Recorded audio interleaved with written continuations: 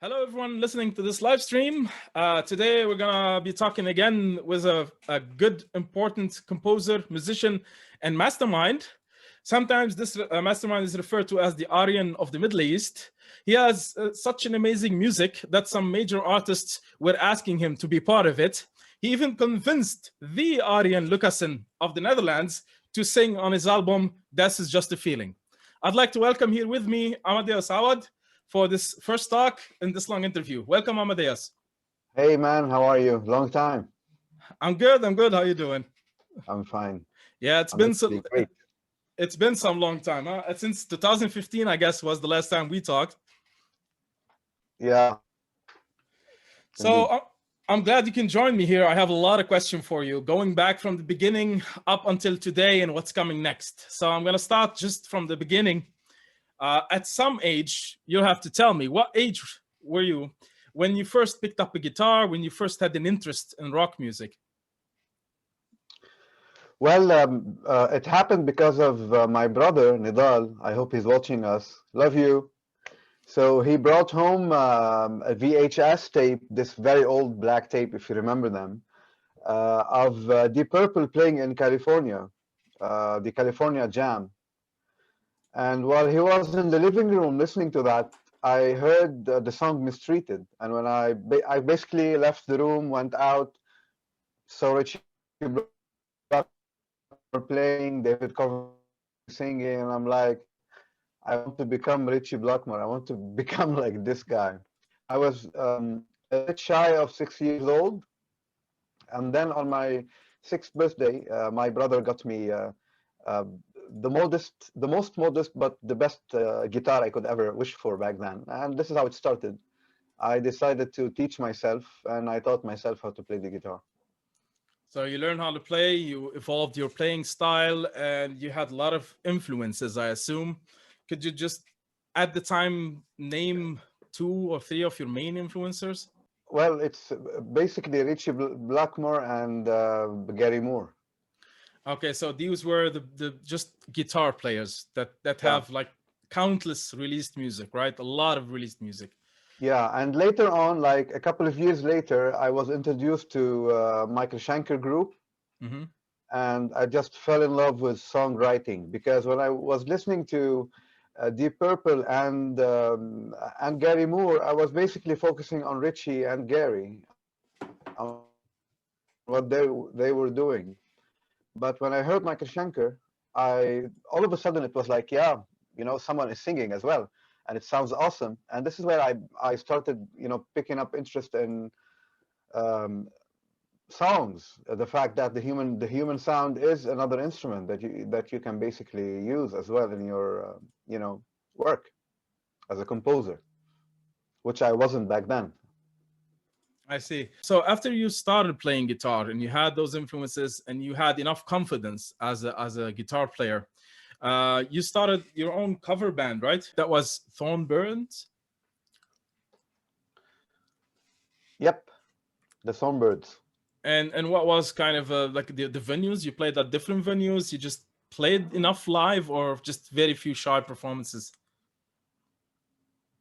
Well, when we were the THORN BIRDS, my friend, we barely had a band. We barely had anything going. We barely had anywhere to play. I mean, I come from Tripoli, and Tripoli during the war, nothing was happening. There was no venues, nothing. I mean, the THORN BIRDS was a band that I basically put together with friends who played music as badly as I did back then. And we played different imaginary sold out concerts in my living room, very small living room. Okay. Up until we were invited to play at some school, and we sucked. So, and then later on, we basically, the name kept on, you know, living for some reason. And then we formed a cool band where we play at a cinema theater. It was called Palladium in Tripoli. And we played a cool concert back then.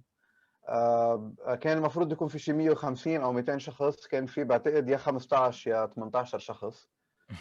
بس it was a good experience all in all. يعني I've seen people I never saw before, basically loving some very mediocre music that we played, and this was something that pushed me forward. So that did not affect your confidence, actually. Like, although there were so few people, they did enjoy it to give you enough motivation to keep going. Well, I went from playing in the living room to my couches, my parents' couches, to playing to 18 people. That was a huge leap. How old were you at the time? 13. 13, young boy. Okay.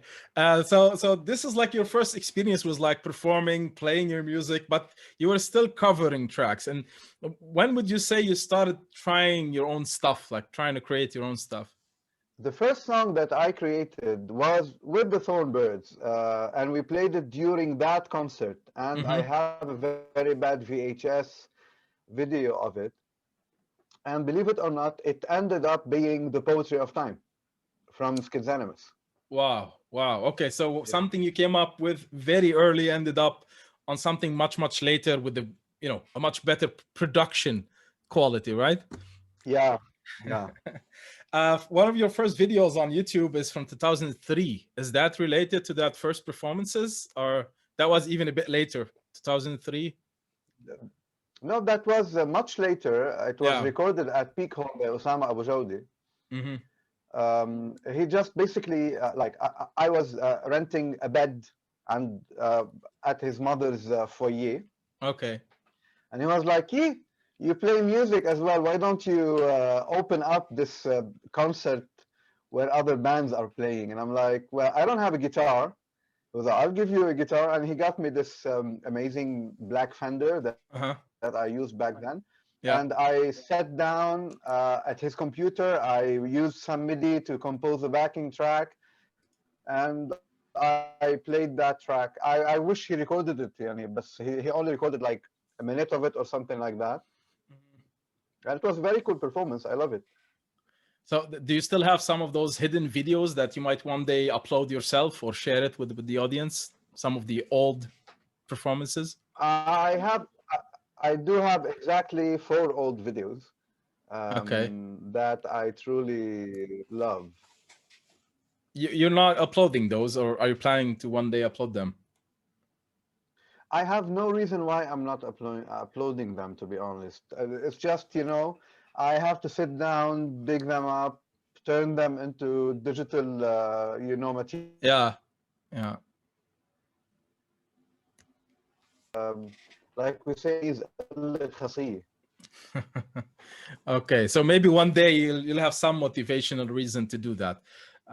Maybe you'll include, I don't know, some of it in some video or some bonus DVD or something. Maybe one day.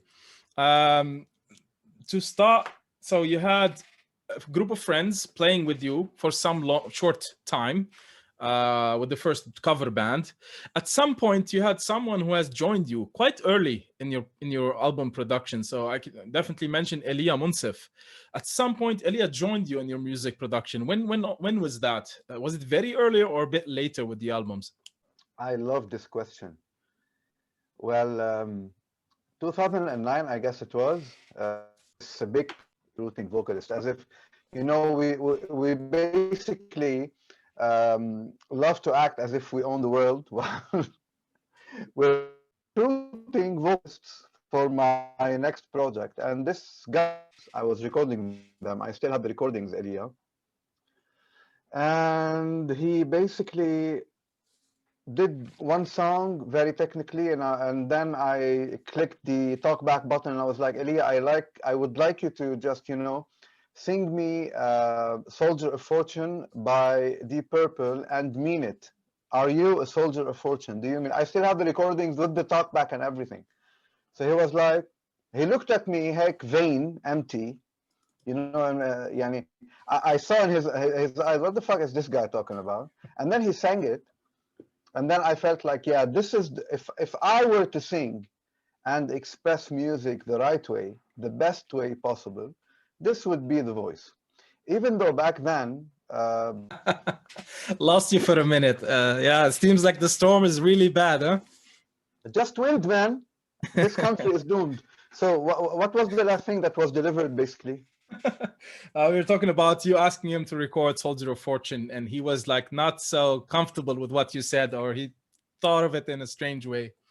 Yeah, because Elia, didn't connect back then to Deep Purple and all of that, and that song in particular wasn't his forte. Like he didn't feel like this was a song where he would showcase himself, but he sang it in a way that made me, I always like to say this, feel like if I had a voice that would express music in the best way possible, it would be this guy. And even though back then both of us were very small, we were like very small chicken trying to play, hide and seek together. Yeah. But yeah, it just blew me away. And then I decided to record a single with him. And the single was great, even though he hates it because he thinks that his voice wasn't mature. And I totally understand that. The production was, it sucked. And I totally understand that because I produced it back then and mixed it and mastered it as much as I knew. And I remember the song was called something like Autumn Eyes. It talks about the moon during autumn, and all this poetic mood. And it just sounded amazing. And everybody loved him for it. And I loved him for it. And after that session, I knew that, well, this is my voice. Elia Monsef is my voice. And today, if you ask me if Elia Monsef is my voice, I would dare say it's not only my voice. Elia Monsef is the voice of the Middle East, in my opinion. Like, this is the best voice, the best sound, the best vocal we can put out of this area of the world and say we're proud of this guy. And all what he's basically done in music for me and for other artists. Yeah, I know he has already contributed on a lot of different albums with different artists. At least we can name Ostura as one of his great performances on that album too, by the band. Which year was that when he first joined you or first recorded that the Autumn Eyes track? Almost. Which year was that? 2009. 2009. Okay, so that was even before anything you've released, right? So that is maybe one of your first recorded tracks, you could say. Yes. It was my second recorded track. The first recorded track was never released. Okay. Same question. Do you plan to ever release that one? Yeah, I mean, I'm singing on it. It sounds like shit, but no, I would release it. Okay.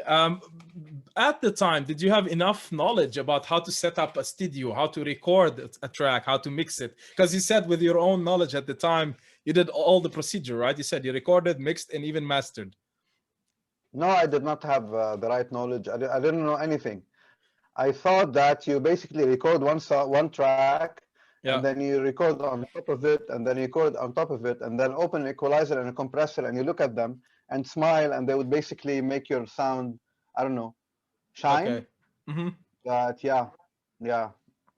So you discovered that it's not as simple as it might sound, and there's a lot to know on the technical aspect of recording a track, right? So how would you rate your knowledge at the time on recording and now? At the time of recording, it was -10/10. I see. So looking at it from today, right, that you had zero experience and zero knowledge. But how did you learn? How did you improve what you know? All of a sudden, YouTube was invented, my friend. Okay. So that was your best teacher? Yeah, I have two teachers in sound. I have YouTube and I have Elia, because Elia is a great producer. He knows how to set up microphones and set up sound and how to act. So we were talking about the recording, the learning about recording. You said Elia was a big help. He was a producer himself, and you learned a lot from him, as in parallel you also learned from YouTube. So there's a lot you could learn on your own by just following whatever tutorials, whatever explanation by professionals or non-professionals you might find on YouTube. And it's sometimes good to have someone you can sit with and discuss the topic of recording, of how to produce music, right? So Elia, at least one of those people you can directly talk to and learn from. Yeah. So I guess I can see some comments. So Elia has just commented that he sucked at the audition. So I guess that's his perspective on that. But that audition got yeah. He sucked at the audition technically, but he blew me away by his ability to deliver the right message. Okay. So it doesn't have to be all completely perfect as long as you find what you're looking for. Yeah. Okay. So you started learning about recording. You had someone to communicate with, to work on the recording with. And at some point, that was 2009, there was 2 years in between, or 2 years after that, you released your first EP. That was Ghost Stories, right? Yep. So how did you reach that release? What was the process to get to the first, recorded set of tracks as your first EP? To be honest, a couple of things. First of all, I felt like everyone was ahead. People were recording music, people were doing stuff in Lebanon, and I felt like I'm left behind and I need to catch up. And I had some music that was being, jammed between me and the band. The band being back then me and Elia and Patrick Stefan and Samer Zouane. So I decided to put that on tape and I recorded it and I released it. And it was a very, small release that I basically put online, printed some CDs here at some bookshop, and I released them. بتذكر at some pub in Hamra. I don't remember the exact name. And then a certain webzine decided to write a review, and I was stunned. And why would anyone write a review about me? I'm no one. And another website wrote a review, and then you guys, if you remember, got in contact with me. And back then I was a very, depressed character, and I didn't know what to do. I didn't know how to even react to what you and other people were saying. So I just, acted weird. Like I did not know what to say. I remember you and I sitting, if you recall, and I simply didn't know how to reply logically to any question that you asked. But we basically released a certain, interview back then. And that was Ghost Stories. Ghost Stories was just me trying to tell people, I can release music and I have it ready. And it's the least personal album or EP I've ever released. It was just me trying to play music. This is why you would, if you listen to this album, you would feel like it doesn't have any flavor, it doesn't have any character, it doesn't have me written on it. But I don't regret putting it out. It's good music, good elevator music, maybe with a lot of guitars. So it was the start, and also the reaction you got also pushed you to keep going, to work on the second release, right? So the reaction from that first shy attempt, was it a motivator for the next release? Yes. The next release was different for me. The next release, I have decided intentionally that I'm going to write music that basically represents me one way or another, represents the person I was back then. And I produced that and worked on it. And it was then when I decided to even maybe get a bit adventurous with what I was doing. And I, as you know, spoke to an international artist back then to be featured, two international artists to be featured on the album, and it was cool. So that was time of the Equinox? Yeah, exactly. And that was 2012, right? So just 1 year later, you were like already driving forward for the next release, and you had already an international artist on it. Yep. Mark Bowles from Ingvar Malmsteen and Ring of Fire, because I loved that person so much that I had to feature him on maybe one of my favorite songs, Paper Dreams. And I had Liz Vandal as well, the wife of Ulai John Roth. I'm a huge fan of Ulai John Roth. And because of her, we became friends. We exchanged, numbers back then. And now him and I say hi over WhatsApp over every now and then. So, well, yeah, that was and still is amazing. Okay, so you got kind of some contacts from international scene, some international artists, and you still maintain that kind of communication with at least most of the people you work with, right? Basically, all of them. Okay. And as this was the second release, so of course you had maybe again some reviews, you had some people contacting you about it. Did you like practice how to communicate what you're doing, how to talk to the people about your music? No, but this time it was my music. It wasn't a reaction. Listen, Okay. I'm a very straightforward person. Like Ghost Stories was a reaction to other bands releasing music and me not doing that, you know? Time of the Equinox was not a reaction. It was me wanting intentionally to release my music to talk about something that I believed in. Mm-hmm. So it was much more comfortable to be interviewed. I remember I was interviewed by 4 TVs in Lebanon and 3 TVs in Lebanon and Al Hurra TV, which was international. It was a big thing for me. And you guys always supportive and interviewed. So I was, and Jorzine, I remember, and some other, web zines around the world. So I was like more comfortable to talk about it because it wasn't me trying to record something to tell other people that you don't play guitar, I play guitar as well. So it was actual music, something with substance, something that represented me. It's total different goal, total different purpose for the second album, or for that exactly album. So exactly. Well, it's quite a fast release, right? Relatively speaking, one was 2011, the other was 2012, and then you of course by then started to improve whatever quality of recording you do, whatever mixing, and a year after that you had your EP release, which was Schizanimus. So that was your already a third release in the third year. How did that happen? Well, there is a funny story. Yeah. Book of Gates, which you will talk about after this one, was composed and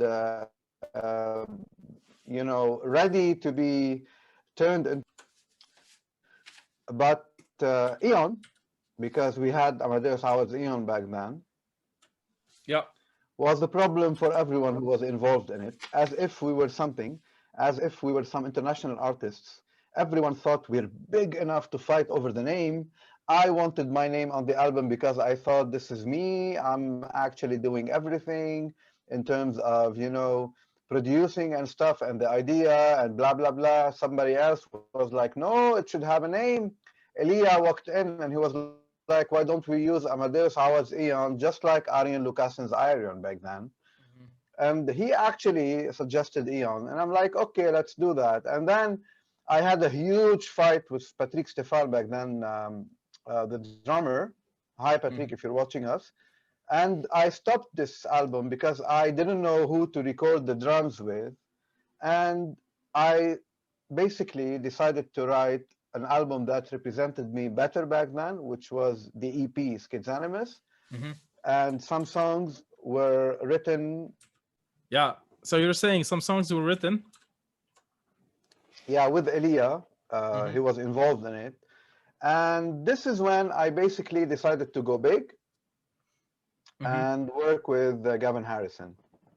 So again, another release with a list of international artists, but you got Eon album released, the Book of Gates released in 2014. So there was some delay. You postponed it on purpose. You got Schizanimus released first, and later you released Book of Gates. I guess I'm from one of the lucky people that have those 2 albums here with me. and they travel with me. I enjoyed both albums. Whatever came next, so from Schizanimus, and then came the Book of Gates, which was kind of ready, but you delayed the release, 2014, and then another year, just one more year, and then you have one more release with a lot of international artists. You can name whoever you'd like to name because there's many, but who were among those artists before This Is Just a Feeling?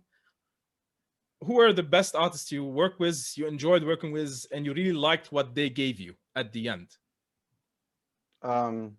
Kevin Moore from Dream Theater. On keyboards, right? Yeah, yeah. So you really, yeah. I remember sitting in the studio with Elia and just we couldn't believe what this guy I don't know how to express this. We couldn't believe what we heard. And like Kevin spent months working on the EP. We're talking about 4 songs. Mm-hmm. He spent months, and I know Elia, we were like, okay, this guy. So let's continue from where we got. So you were talking about Kevin Moore. You really loved what he gave you and the effort he put in to the keyboard lines, to what he recorded, and he contributed. And that again, that EP, Schizanimus, and what you released in the Book of Gates, for me, were like a really impressive quality, really impressive level of music that I haven't heard much like in the Middle East. So for me, this is like the best I've so far heard when it comes to quality and the quality of the music and the recording in 2013. I'm talking about that year. Whatever came after that was much better, of course. But yeah, I mean, after that came Astora the Room. I know. This is your benchmark right now. Yeah. Exactly. So I will hopefully have one of the band member, or maybe 2 of Astura's band members, to talk with them about their music, because again, these are one of the best albums released, recorded, music quality, composition. But now let's try to the best album so far. The best, in your opinion. Okay. So you got all those releases out. You learned a lot. You got bigger guests, and you got this more following, international following, people listening to your music. And 1 year after that, you had This Is Just a Feeling. How did that happen? Fuck. Tell me more about the story, because for you, this seems to be the most personal album you've put so far. And you always describe it as your personal story. Part of my personal story, actually. So This Is Just a Feeling in 2015 came at a, I wrote this album after trying to kill myself, just to be very clear, very forward, very direct, very honest. I came to a point in my life where I didn't feel like moving on with living was worth it. And it was one of the most definite attempt at leaving, at killing myself, at committing suicide. And when I woke up, I felt like, okay, I have something inside me that I need to get out of me, and I decided to write This Is Just a Feeling. Even Elia doesn't know. Elia, why would I mention him right now? Because even though he sings one song on the album, but for me, he is part of every single note and every single, melody and every single vocal performance that is on the album, because I always had him in mind. And I'm going to tell you, heck, a small secret about my relationship with Elia. I write my music to express myself, 1, 2, to impress this guy, for him to call me, no homo, Elia, I don't want to really go out with you. And I would love, I love when Elia tells me this is good, and I'm like, okay, this is good. Then if Elia thinks it's good, then it's releasable material. Mm-hmm. So This Is Just a Feeling. Yeah, it is very personal. It's the bravest album I put out so far. I don't know if you have a hard copy of This Is Just a Feeling. There are some details inside. when the suicide happened, like the suicidal attempt happened. It was a Friday night, and the work on the album basically began on a Monday after that, and it was finished in a very fast pace. And when I sent Elia the results, he was like, when the fuck did you write this? I mean, you have an album, you want to release an album, you want me to record on an album? Which album? And I'm like, yeah, this was like recorded in the past, 1 week, and I would like to turn it into music. I would like to turn it into something that people would listen to and enjoy. I don't know about enjoy. I mean, it's a very dark album, and that's just the feeling was released, and I'm extremely proud of this release. Extremely proud. Extremely proud of everything from A to Z, from the cover that you just shared to every single piece of little music, little notes that were in the album, and I just love it. I see. So this kind of a unique experience. Yeah. Not so many people get to that situation in their life. Not so many people get to the point where they attempt suicide. And at some point, you survived it. I don't know. I'm not going to ask you about the details if you don't want to share them, but you survived it. And this kind of a near-death experience, that's a common term of a near-death experience. Many people kind of review their life. They summarize what they've been through. And at some point, it's kind of a recorded thing or confirmed thing that a lot of people who go through a near-death experience come back from it with a highly creative thinking, with a lot of creative output, a lot of creative ideas to put out. And in this case, it happened through your music, through what you do. Isn't it to you strange that it just took you kind of like a very short time to have this ready? And it is one of the best, it's a very good album. It's music, lyrics, the whole theme. Although it is dark, it is a beautiful piece of dark art. It's beautiful. How do you explain that 2 weeks?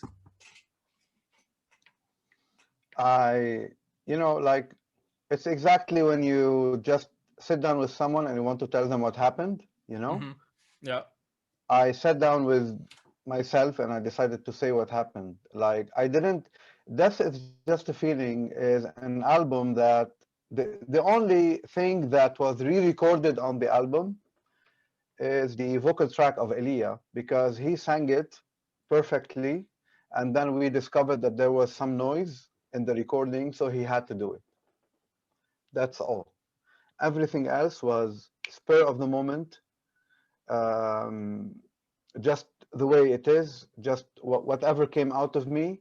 I mean, Elia keeps telling me that the best solo I've ever played is the solo on Temporary, the song that Arjen sings on.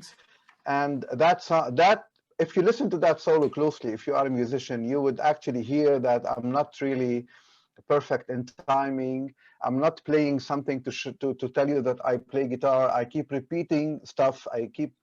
I'm just playing as if I am on stage. And that album, that solo was recorded in one go. That album was basically recorded in one go. And because it's so sincere, because it's so personal, because it was recorded to send a message and not to say, hey, this is art, it just came out very quickly. So what would you want the person listening to it to think or to feel? I'm going to share with you something that was shared with me by someone who Sako Majarian. He plays some guitar. He used to take photos of us and all of that, and he's a photographer. And Sako back then sent me this message, and he told me that he basically had problems with his family. Yeah. And because of something that was said, not on this album, هلا بوصلك I'm going to actually lead you into what I want to say. He actually changed his mind. That message stuck with me from an album earlier. It was one message. From This Is Just a Feeling, there were around 1,000 Sako Majarians sending me messages telling me, okay, because of this album, I decided not to kill myself. Because of the song Temporary, I decided that everything is temporary, and thank you for that. And I did not expect this, to be honest. And maybe this is why the album is يعني, aside from it being my self confession à la Jean-Jacques Rousseau, it's, people sending you from around the world telling you, hey, we basically are suicidal as well. Thank you for posting this publicly. Thank you for turning it into art, into music, and just talking about it. And then telling us that whatever we're feeling that led to us wanting to kill ourselves was temporary. Thank you for doing that, and we're gonna listen to you and not, commit suicide. This was the highest point in my career as an artist, and the highest point in my life as a person. And it changed everything. So an album that is dark, personal, about suicide is not leading people to suicide. Is, so far, at least from the feedback you get, it's saving them from it. Apparently, I mean, I did not mean it. Yani, I'm not going to pretend and say I put an art that would save people. But apparently, the fact that I did not die and that Temporary was created because of that resonated with others and created this, small movement of 1,000 people that I impacted, and this was beautiful. So I have to ask you the question that definitely a lot of people would be asking. How could you get Arjen Lucassen to sing on a track? Okay, so my first connection with whatever Arjen was because of Elia. He actually got me the album 0100100111 515 16. I don't know what. I can't really memorize the name of the album. And I was like, fuck, this is the best metal album I've ever heard in my life. Who is this guy? He was like, Arjen Lucassen. I'm like, okay, Arjen Lucassen, whatever. And then a lady from Turkey who has a website called Lady Obscure wrote an article about me and called me the Arjen Lucassen of the Middle East. And she's a great friends with the guy. And she interviewed him a lot. And then she decided to interview me and tell me, hey, I see Arjen Lucassen in you, but you're different. You're Middle Eastern. You write differently. And I felt like this was, what? I mean, like, this is a great honor. Like, great progressive metal and rock people say that this guy is the godfather. So I added him on Facebook, and we had several conversations, not because I'm someone, because Arjen is an. And when I decided to record Temporary, I sent it to Anneke van Giersbergen first. She sang it, it was beautiful.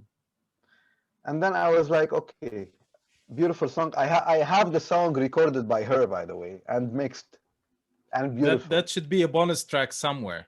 Somewhere, yeah. And then I was like, okay, like, the guy I'm talking about in Temporary, the person who actually speaks to me, is a male. And I want him to sound different. I want him not to sound like a vocalist. It's the dad character. It's the beggar character on the street. I want someone to sound like they fucking mean it. And I sent a message to Arjen telling him just that. Listen, I have this song, and the story is 1, 2, 3, 4, 5, 6. Can I send it to you? He was like, send it to me. If I like it, I'll record it. Okay. And then he sent me a message. He was like, Amadeus, this is extremely dark. I am going to record it. And I'm just going to tell you that I lit some candles in the studio. I'm putting myself in the mood because you got me depressed. So he recorded the song, he sent it to me, and then I was like, listen, why don't you be the narrator? I mean, the guy at the end should be the narrator. I'm gonna send you the small, text that I need from you, and I want you to basically record the video of of yourself. And since Rami, you are a very, avid follower and fan of Arjen, he doesn't like videos and stuff. He doesn't like to show himself. So he was like, I don't want to be on video. And I'm like, you are going to be on video because this is really needed for the album, for the storyline. And I want you to do it. So he did it, and he did it beautifully. Like, I can't share with you what I felt. I mean, Arjen is not a great vocalist. Arjen is Arjen Lucassen. He's everything you want to be. So I can't tell you what I felt when Arjen decided to say yes, recorded the vocals and send them over. But it was that moment when you felt like, okay, whatever anybody else says about you as an artist, whether you release another song, another album, whether you exist or not, Arjen Lucassen basically recorded a song the way you told him so, with the lyrics that you wrote, with the melody that you composed, with the music that you worked on, and then you sent him the final song, and he was like, yes, I don't mind having my voice on this production, on this recording, on this song, on this album, because he heard the whole album. And there is a small challenge that we spoke about, me and him, about another song. This is, I think, after that moment, I felt like, okay, I don't need anything else in my life, as a musician. Yeah. Like, so for many I artists, met Jesus Christ, and he was like, yeah, I'll sing on your song. I see. So for many artists, that's enough evidence of good music. If you can bring those artists on your music to be part of it, if you can bring people like Anneke, like Arjen, like all this list of people you have on those EPs and albums, that's enough proof that there's quality in the music. You're doing something a lot of people will like, will enjoy, will listen to. So that was 2015, and now it's 2020. There are some things happening in this time. I want to ask you. 2021, Ram. 2021. We are. I'm still in 20 here. I'm still in 20. 21 doesn't count yet. Just 1 month over. 5 years for me. I'm counting 5 years. 15 till today. Okay. What did you do did you take a break on a personal level, or did you were involved? Like, what do you do besides music? I started creating my business and working, and just being a normal human being with no story, with no inspiration, with nothing to say. So your job takes a lot of your time, and you decided to put music on hold for a while? No, not really. Basically, what happened is that I had nothing to say, and okay. If I don't really have something personal to talk about, like maybe this is just a feeling, got everything out of me. Mm-hmm. Suicide attempt, like this is the highest you can get. And after that, I couldn't really do anything. We released a song, Elia and I, called Half. Mm-hmm. And that was the only, music I out, and everything else sounded just not personal enough, I guess. So there was a plan for an album, right? You were planning to have, you had a project called Blank Resonance, and you were working on an album at the time, 2016, that was supposed to be called Annabelle Lee, and Half was the only track released, right? It wasn't really moving forward. It was just me and Elia wanting to create music. And when you want to create music, things don't really sound as good as I like, Mm-hmm. I don't like I don't like it when I go to inside the studio wanting to create music, because this would destroy why I create music. So you can't force it, right? You can. It's not about forcing it, you know. Like, bands create music because they create music, because they're musicians. Just like an engineer creates a drawing because they have to do this. Just like people who build a building because they have to. I can't do that. I cannot. Like Sky Harbor, which was one of the projects that I have loved and recorded and worked on. If you listen to music from Sky Harbor today, you would ask me one question: why the fuck isn't this released? And I would tell you, because it sounds awesome, but it doesn't represent me. That's the only reason why. So there are many ideas that you could start with, and at some point you will feel that it's not the time for it. It's not complete the way you want it. We release good music, or should we release something? Yeah, exactly. Sometimes music is seen as the ultimate form of self-expression. You seem to see it also like that. So if you cannot really self-express, you're not going to make the music. Definitely. Okay. So definitely.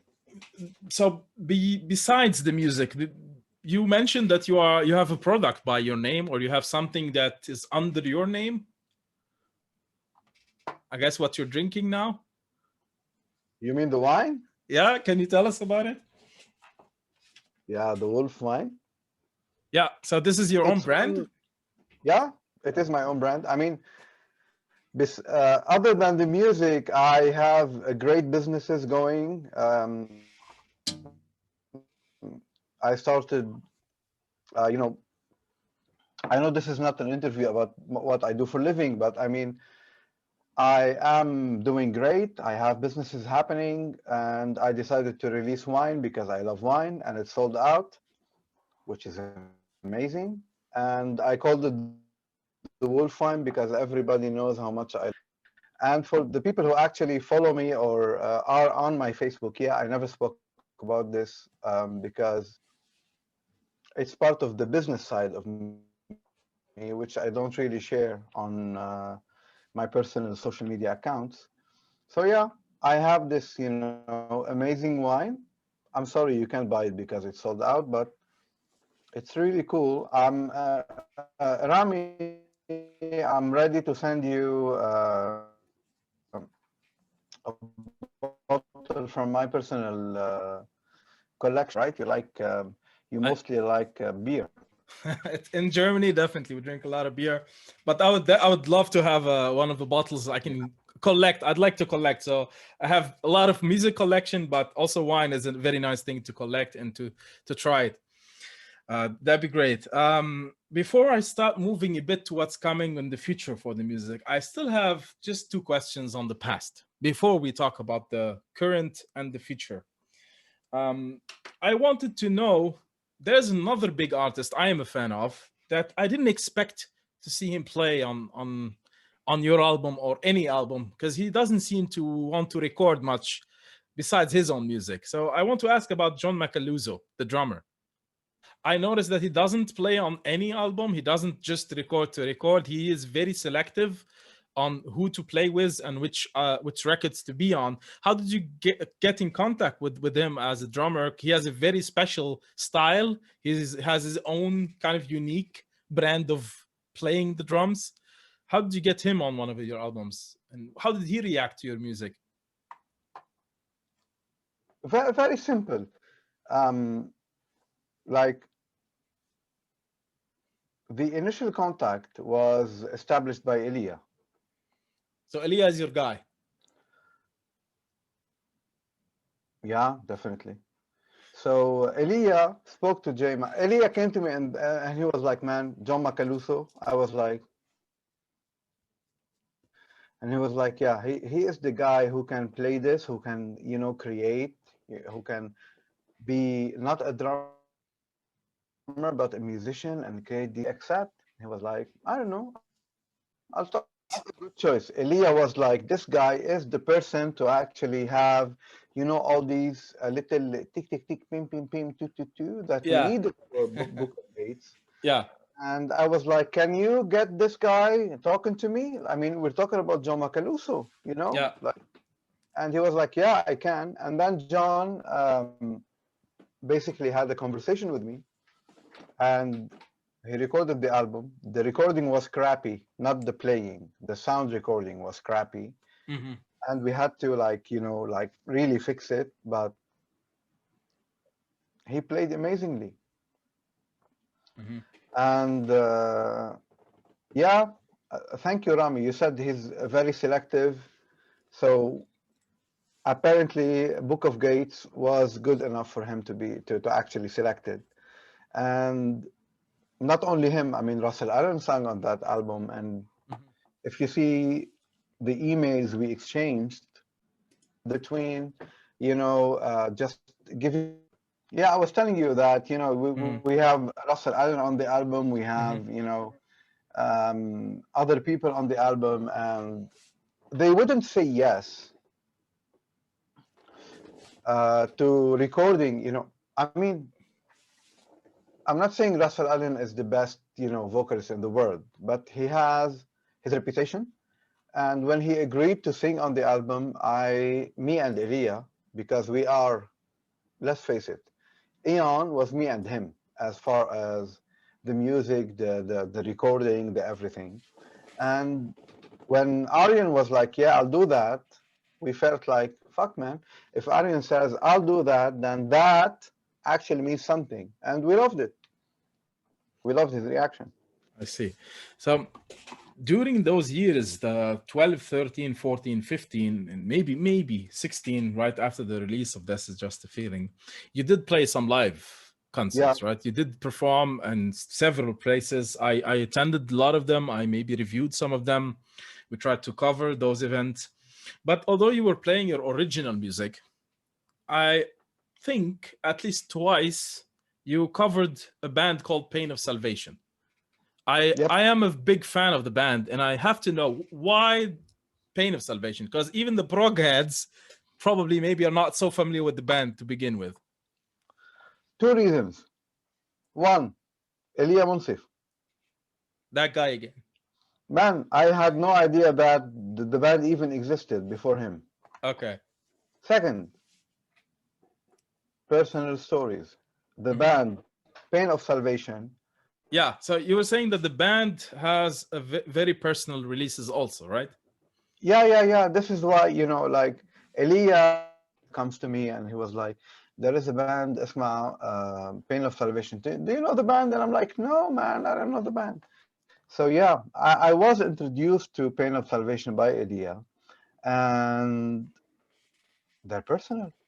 I mean, they write about their personal stories, and this is how you get me hooked. Well, that's it. I guess since then you've heard the album In the Passing Light of Day, which was a near-death experience for Daniel, the guy behind the band. But let's say it wasn't his choice. I was just mentioning about Pain of Salvation that the main guy, the guitar player and the vocalist of the band, had his own near-death experience in 2016, 17. Although it wasn't his own choice, but it was a near-death experience. And he also reviewed his life, and he talked about how he saw from start to end how life is going. He had his own view on death as an experience.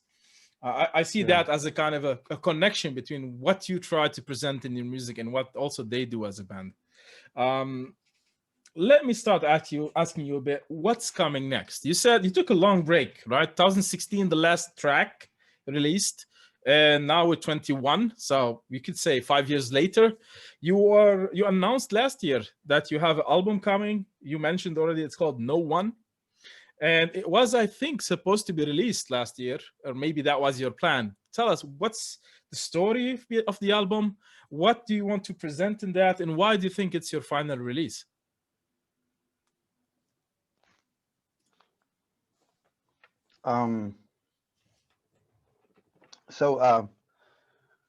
If Rami, can you just ease up on the questions? Like, can you just ask me one question at a time? Because when we talk about the next release, it's extremely psychological, mental, you know. So Sure. try to lead me into that. Lead me into that.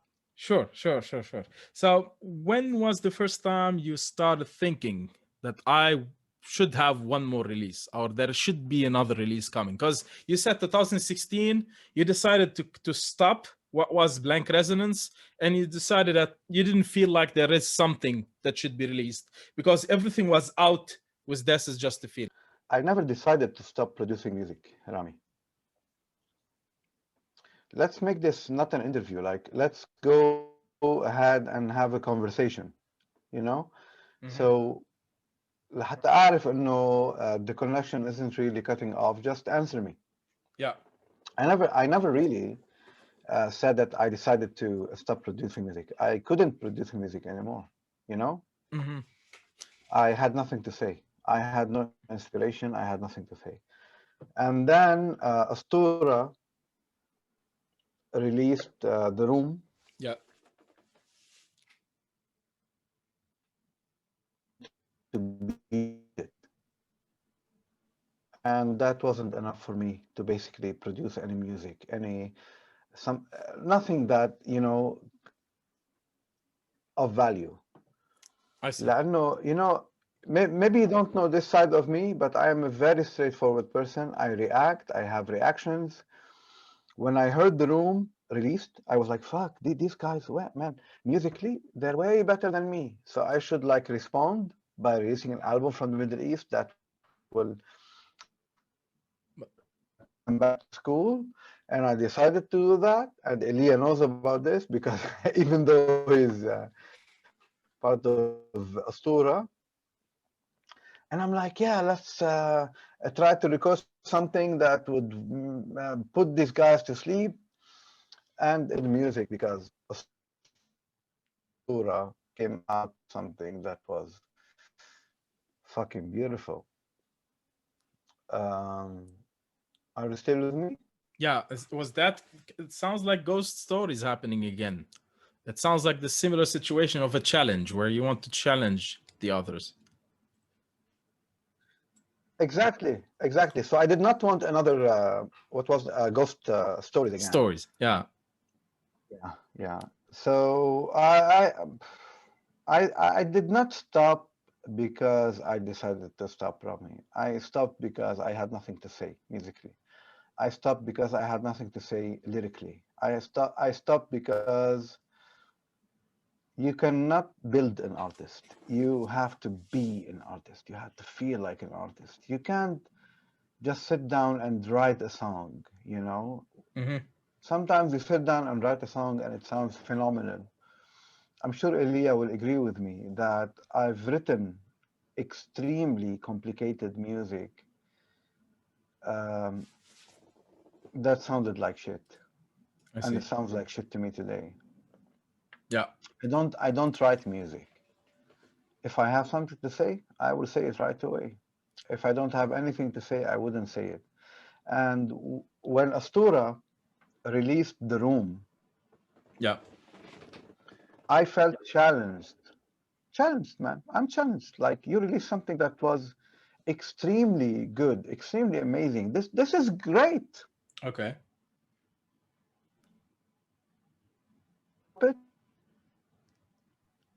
I could have gotten anyone I want from the international scene to basically create something beautiful. Yeah. And send, in my mind, I'm not saying what would they think, and send Astura back to their, you know, drawing board trying to beat me. But they were not trying to beat me. They were trying to create beautiful music. Yeah. So in the moments where I decided to beat them, trying to create that landscape, and then I was like, no, that's not why I create music. This is not why Elia sings on my album. And I stopped. So the reason why I stopped producing albums in 2015 is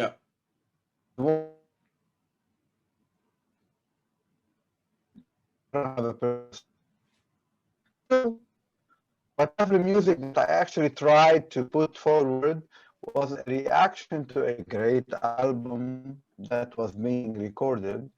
And I listened to, since the day they basically started thinking about it until it was released, before anybody else, I guess. Okay. Should release something to, you know, but this is not why we release music. This is not why we work. This is not why we're having this conversation, you and I, tonight. Yeah, so it's not about output, just output for output. Yeah. And yeah. During that time, did you have, like, for strange reasons, like a single idea, an idea for just one song? We were talking about that time where you took a break, where you saw maybe a challenge from Astura.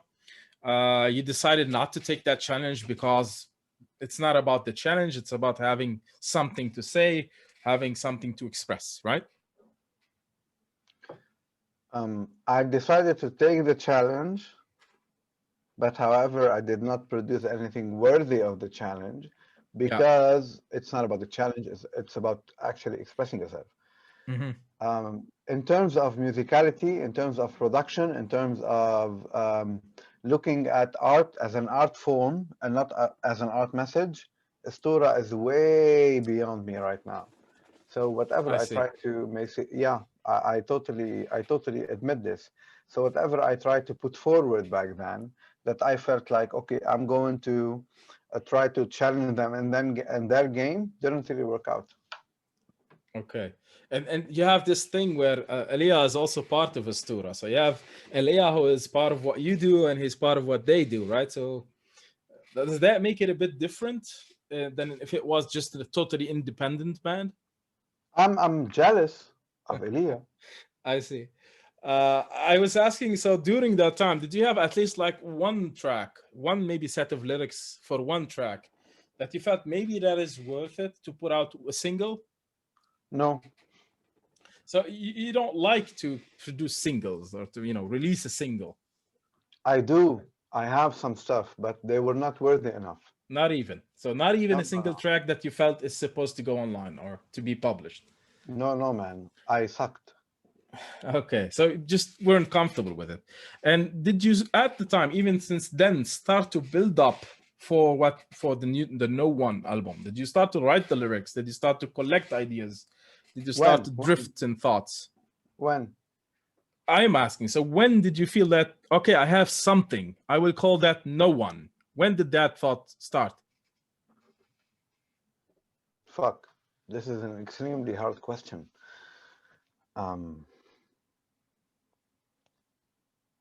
You know, when I wrote Death is Just a Feeling, it was written because I tried to kill myself. And when I woke up from myself trying to kill myself, I found the album inside of me. We have discovered. Yeah. No One is a result of an event that is bigger than me trying to kill myself. Okay, now you got me intrigued. Yeah. What can you tell me about that event? So No One itself is a very ambiguous title, right? Is it? For me, it's just making me ask a lot of questions. No One. What is that? So what is the title itself? What is it saying? It's difficult for me, as I don't have anything else besides the title. It's difficult for me to imagine what is the story behind it. Okay, so No One happens after Death is Just a Feeling. So if we hypothetically decide that Death is Just a Feeling happened, like I managed to kill myself at a certain point of time. And two people, not equally important, but very important to me, were to meet after you know, the ceremony.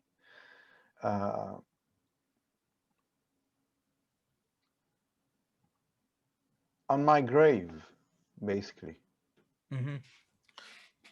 So you could imagine this as the conversation Well, of those who are yeah, there well, after you have yes, left. yes. So those two people, those two women, let's be Mm-hmm. very clear, decided to talk. They know each other, Mm-hmm. maybe by name, maybe by character, maybe whatever, I don't know. And after I'm buried, they decided to talk Yeah, and talk about no one. because that That no person, one yeah. is me. Mm-hmm. They sit down and they start talking.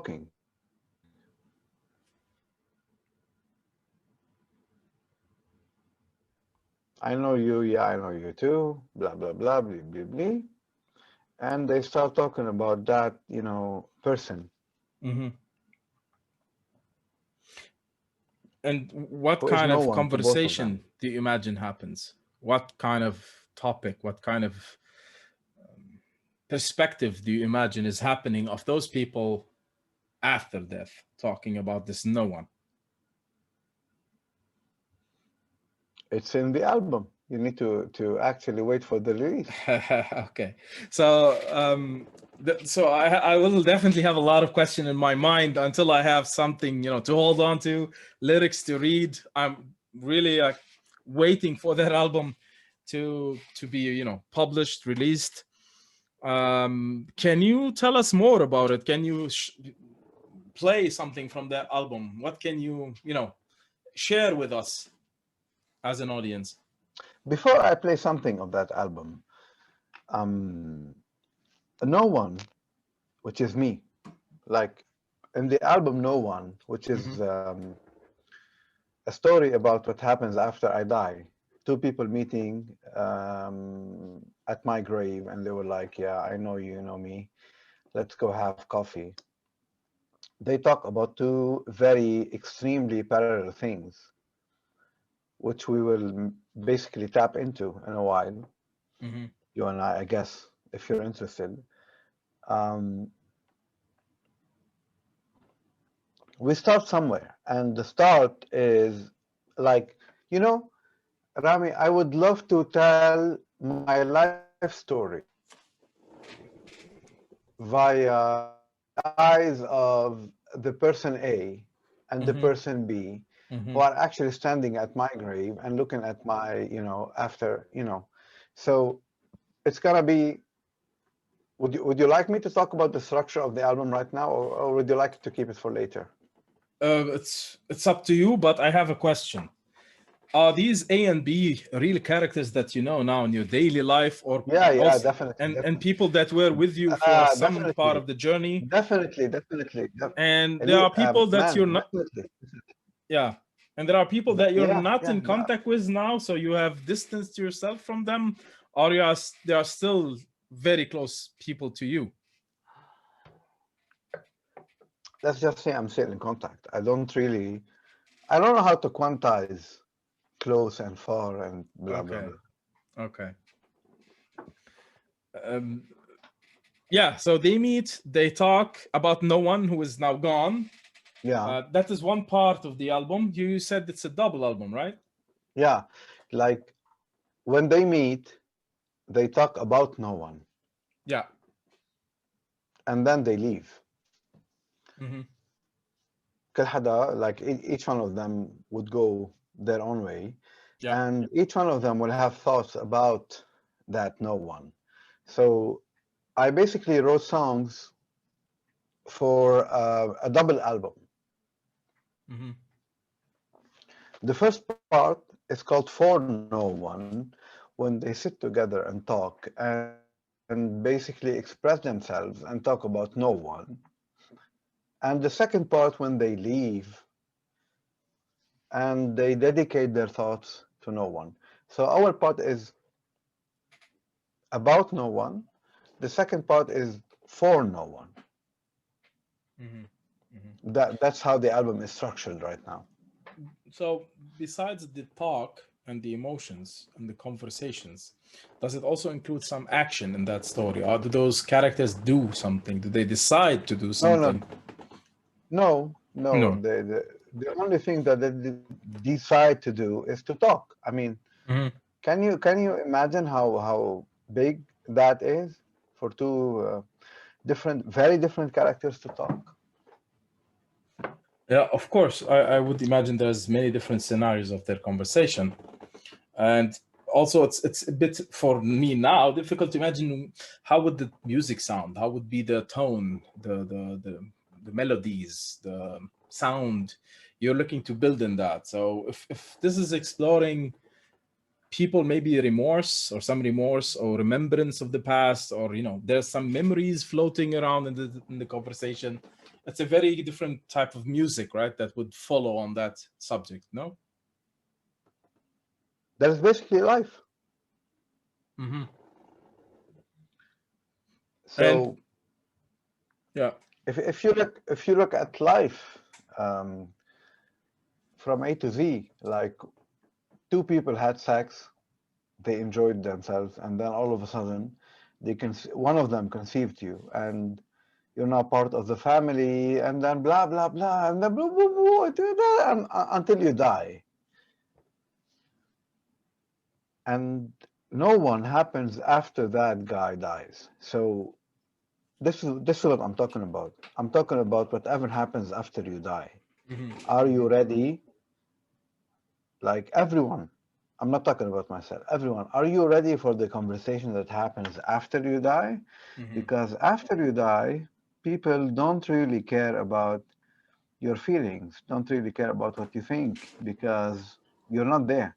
Yeah, you're part of the So past my already. album, exactly. So Yeah. my album is conversations between people after I'm gone. Mm-hmm. Yeah. I get the idea. I think it's also gonna be a dark themed album. That doesn't mean it's not gonna be enjoyable. That doesn't mean it's gonna affect people. Again, each in his own way is gonna be affected or influenced by the theme, the music, the sound. Do you have already like recorded with again international artists? What is the stage at which you are now with the recording? Right now, we're just delaying the release because of the situation of Lebanon, which we decided not to talk about tonight. Yeah. Yeah. We have the people. I know Hmm. who should represent each phase in the album, Hmm. and they already said yes. Hmm. Big names, amazing names. I love them. Can you mention some of And, them? Arjen is on the album. Again. Okay. Anneke is on the album again. Like, I see. I see. Hmm.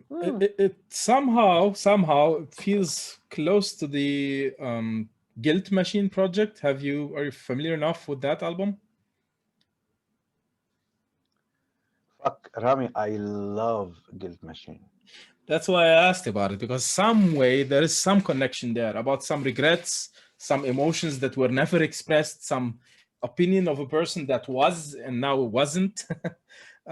You kind of remind me of that, and that was again one of the dark albums. I think very few very dark albums that Arjun had put out, right? Let me give you an inside uh, information. It's not only the fact that it's one of the few, like darkest albums that Aryan put out. It's the album that is about the suicidal attempts as well. Mm-hmm. And this is why I mean, people know this, but Aryan Aryan's suicidal attempt is, I don't know if I should talk about this, but it's something that, family, I don't know. let's talk about me. Let's talk about let's not talk about a guilt Yeah, machine yeah. because I just felt yeah. that there is some connection in the Let's theme. Mm. guilt machine talk about guilt machine. Okay, but there is some parallels between the two, but of course each with his own personal experience. But the strange thing is that the people connected to that earlier album are now part of the upcoming album that you are making. And as much as it was surprising to have Anneke and Arjen on the first album, it's even more surprising that they're gonna be again part of the next one. And I assume there's many other artists that maybe you don't want to mention yet, right?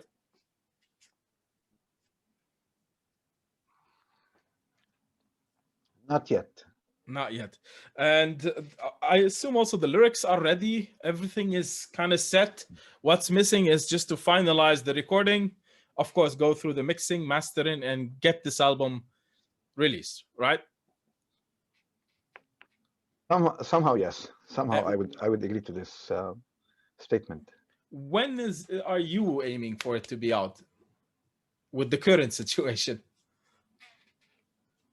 When the album is ready, Rami. I mean,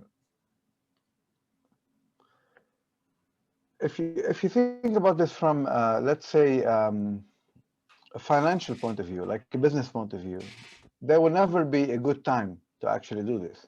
Mm-hmm. So when we are ready, when people record, when we mix everything in a way that would make me feel like this is the best way that represents what I want to say. I think I lost you again.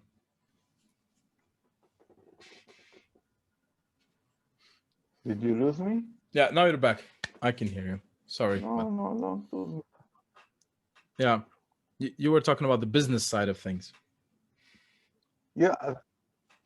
I'm just telling you that, like, if you think of the business side of the bullshit, you will never release anything. You know, like. Yeah.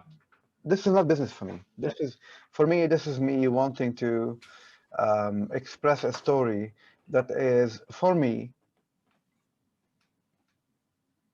maybe 1,000 times more personal and impactful and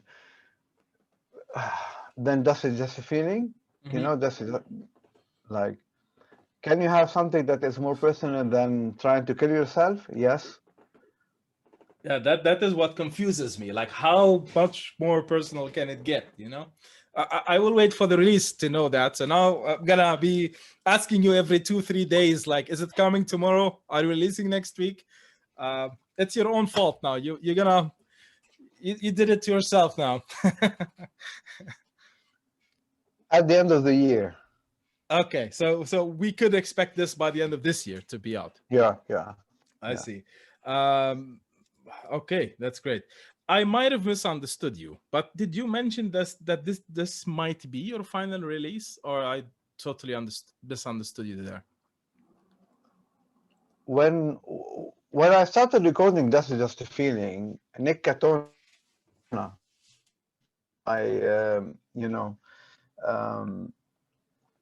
label manager, he was like, this is extremely personal. This is like everything we would expect an artist to put forward.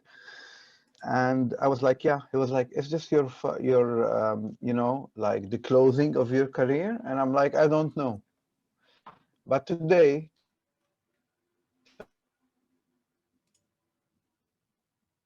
if you listen to no one, when I listen to no one, I feel like I cannot add a word, a personal word. Personal word, yeah. I can find another way to actually express it.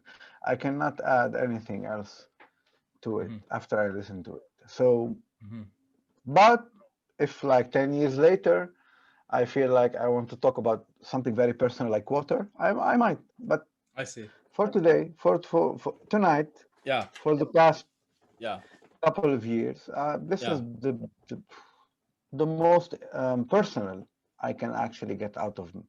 So as much as This Is a Feeling is a burst of thoughts and emotions, this is gonna multiply that by 10, and this probably will cause you to just need some time to recharge, right? To build something and to even challenge yourself to a much higher level than this.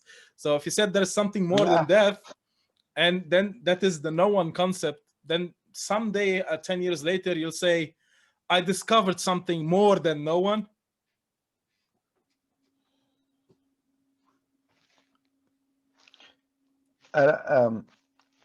After no one, death is just a feeling will cease to exist as a chef-d'oeuvre.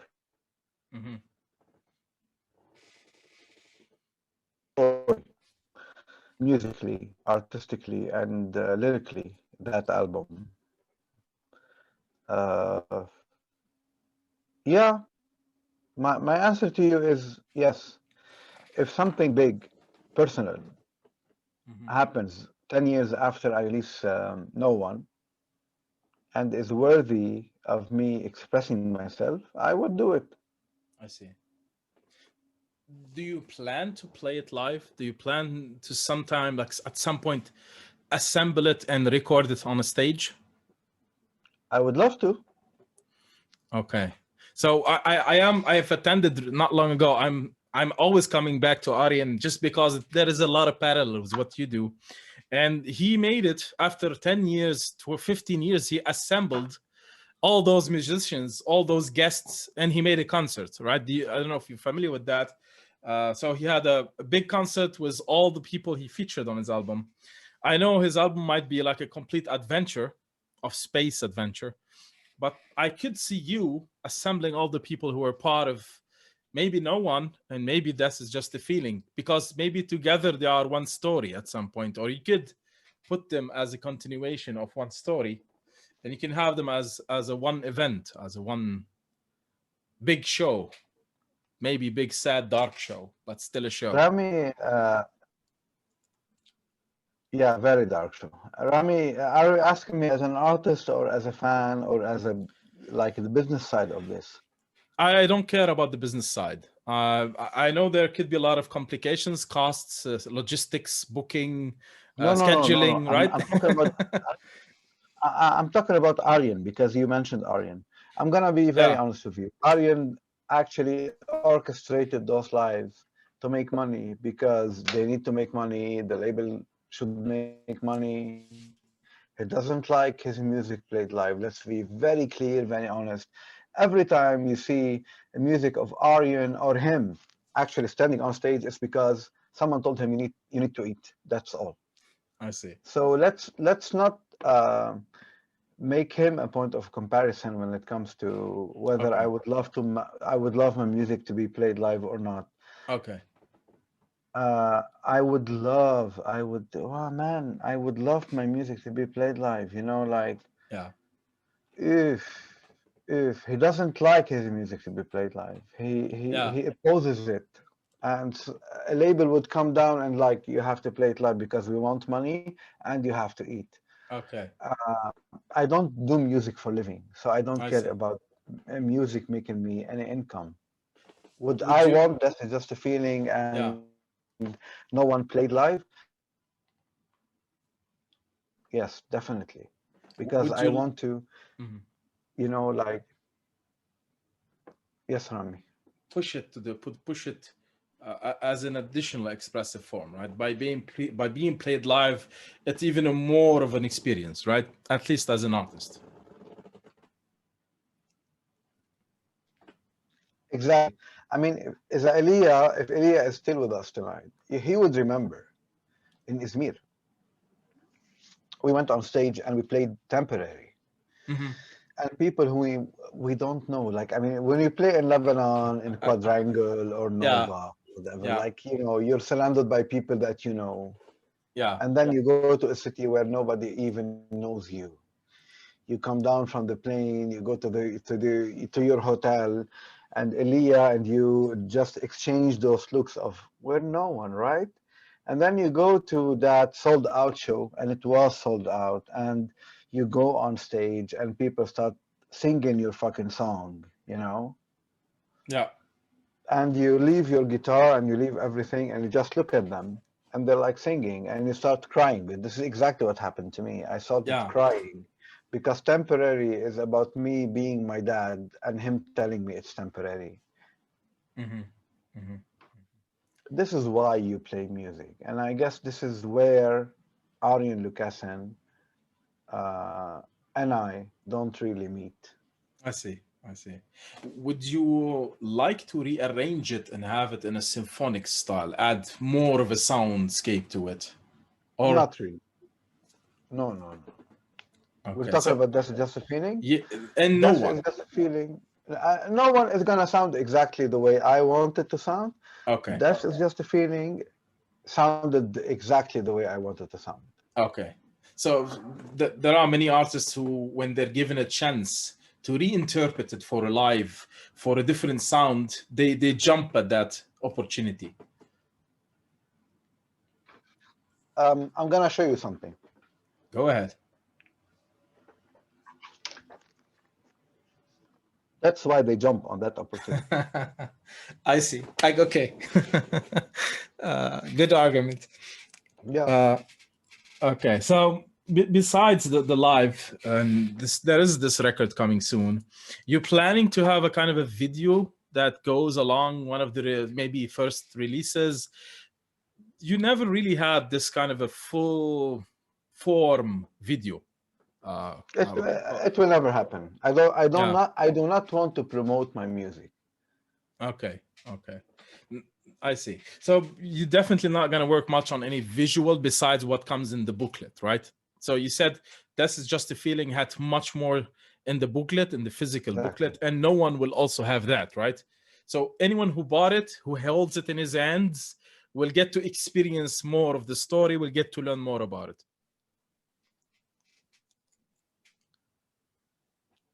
Yeah, Rami, I want to talk to one person who gets my album, opens it, see what's inside it, and read and listen, and just get influenced.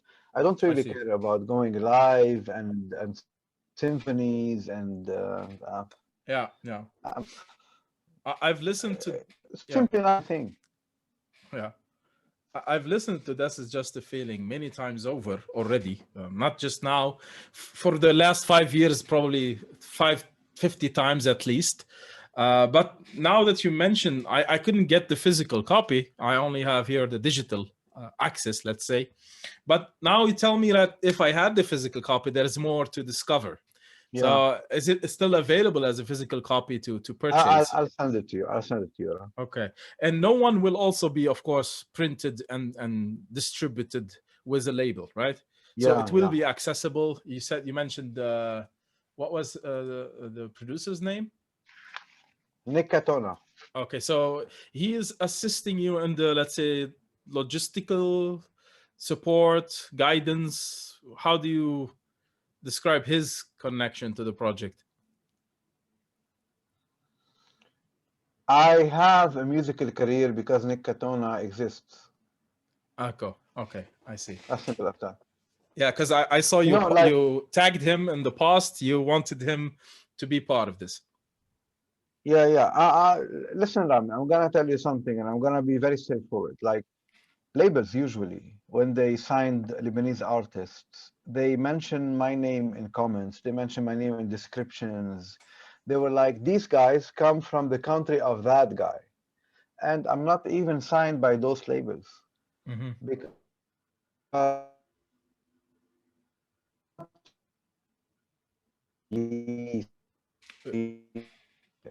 I think, and because I care about being out there with a very smart, small, amazing label, Melodic Rock Revolution, that actually believed in me when I was a little piece of shit.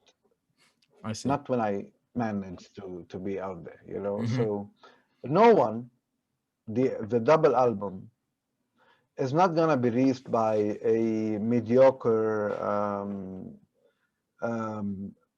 label that actually likes to release music.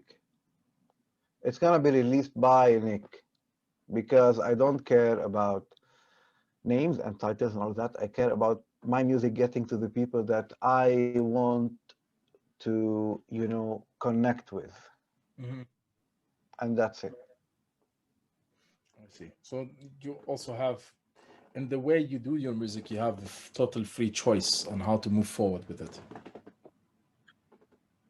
Yeah, because I produce everything. I don't care about opinions. Yeah. And Nick listens to the album after I'm finished. Mm-hmm. I don't want anyone to tell me what to do. I don't need your money. I don't want anything from you. I want to create my art that actually expresses me, and I want people to piss on it if they don't like it, and that's it. I see. Period. You just Yeah. want to put your music out there, and it's totally what you want to do. And you know, this is very rare for a lot of artists to have that opportunity.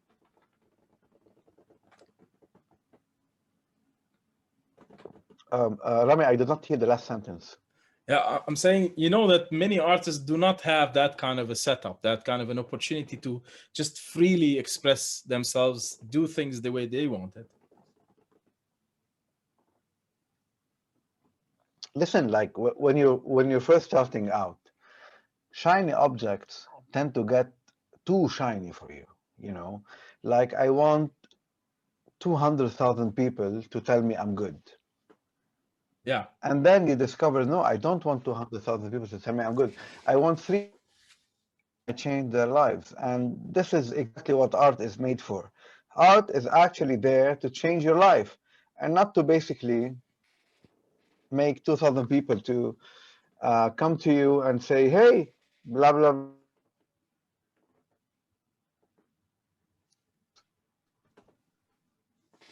blah. I will.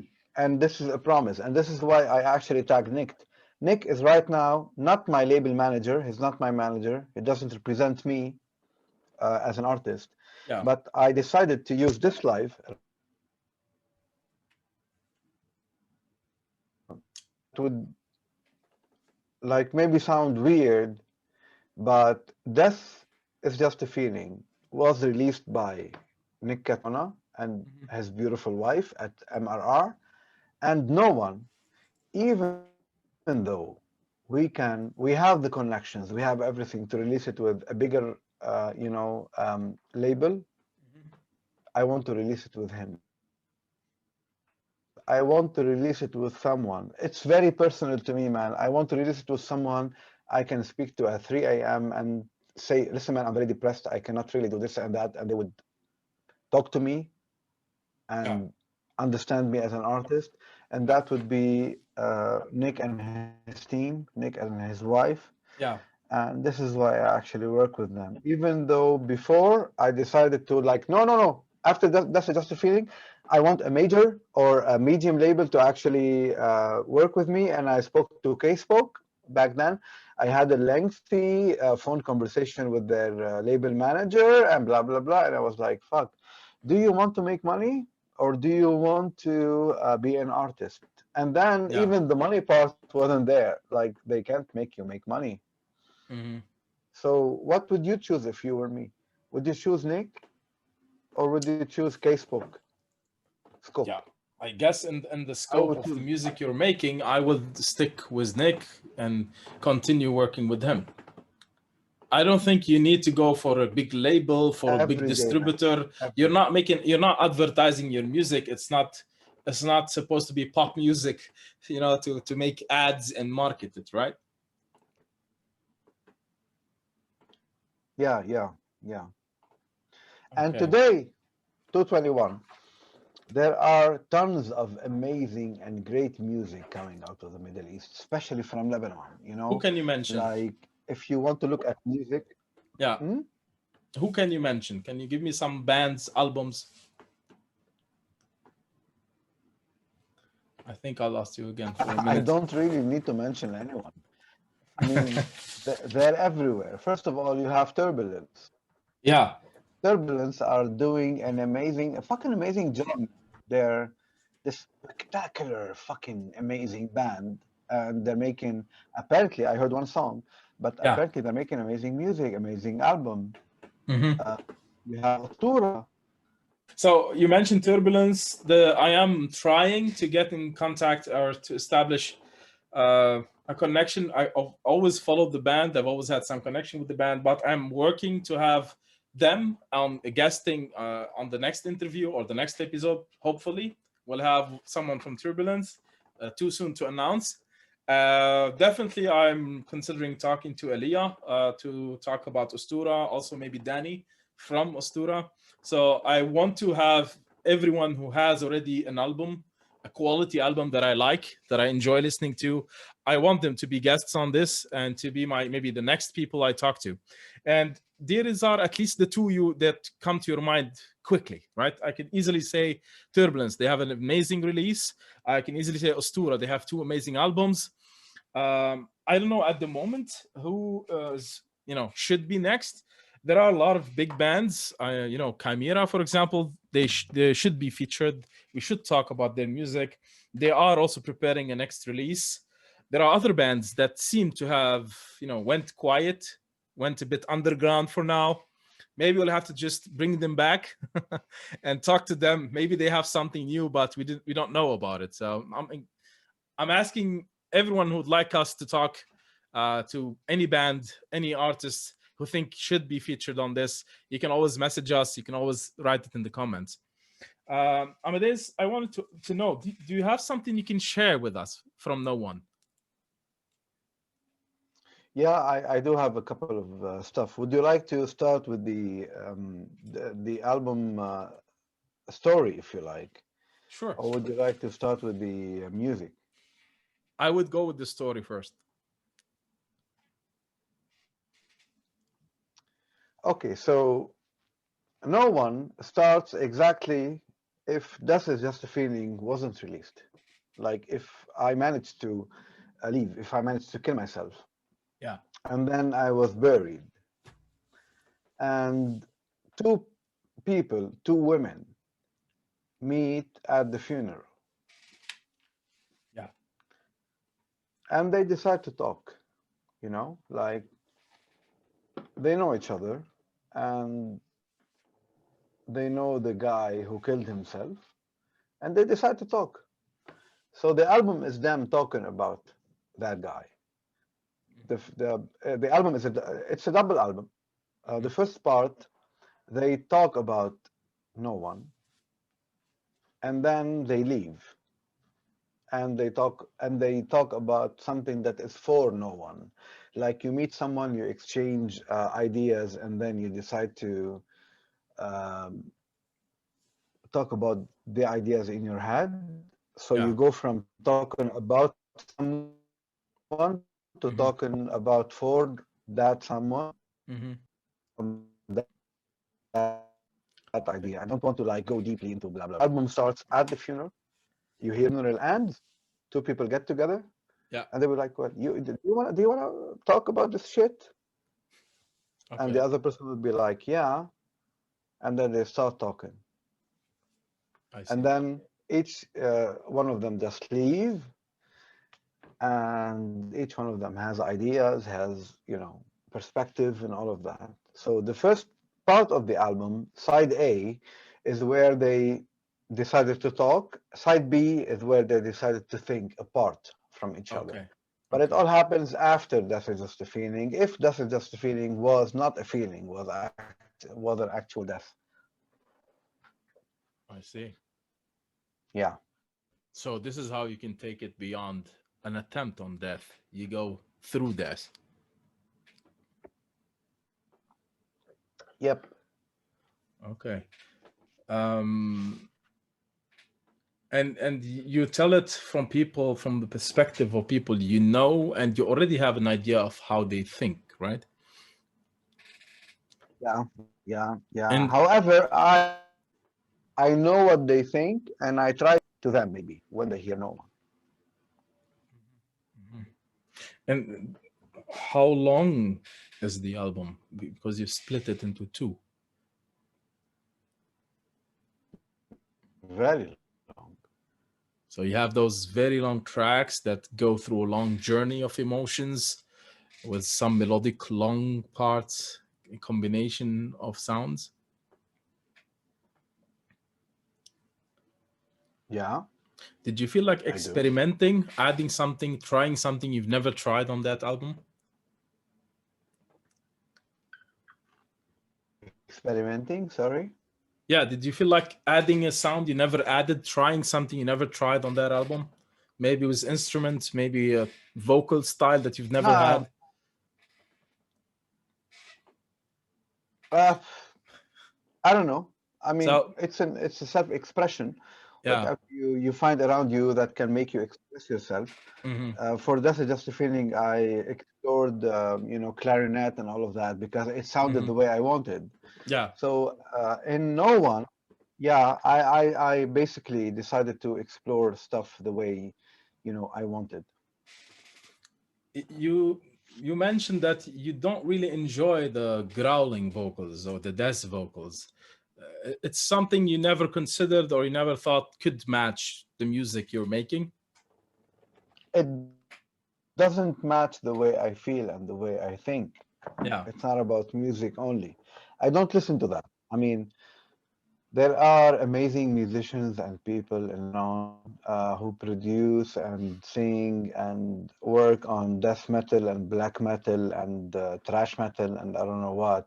Yeah. I like the people. I don't like their music at all because of the growling and all of that. And this is it's a personal taste. It's not you know Yeah. Well, I don't know. what I I see. don't really quantify it anyway. So an album could be really, really dark without any vocals, right? It's just the theme itself it's dark enough, and it can still carry more emotions than the growls. Is usually more connected to Yeah, anger. yeah, Does it have anger? The story of No One. definitely. Is there anger in the story? Rage? A lot of anger, but you don't really not. There is fury, but you don't have to growl in order to express fury, unless this is your thing. I mean, I see. Yeah. like take Chimera for an example. Chimera expresses whatever they're feeling. Like JP decides to express himself by growling, and I totally respect that. I do not Yeah. express myself this way. That's the only difference between me and him, Yeah. or I see. between me and Caro Gedanian, for an Yeah. example, or between me and doesn't sound like something I would listen to, because like if you go to a museum right now, let's say you went to the Louvre, قديش في شيدوفر هوني كله amazing. However, you stand in front of something and you feel like, yeah, this is this is something you A. connect with. Are you telling me that all those artists? Exactly. When you say something like sometimes, you have no idea how straightforward I am. I sometimes listen to a song and I'm like, this sounds like shit. Yeah. Does it mean that people who play sound like shit? No, they're playing it beautifully. They know what they're doing. They know everything.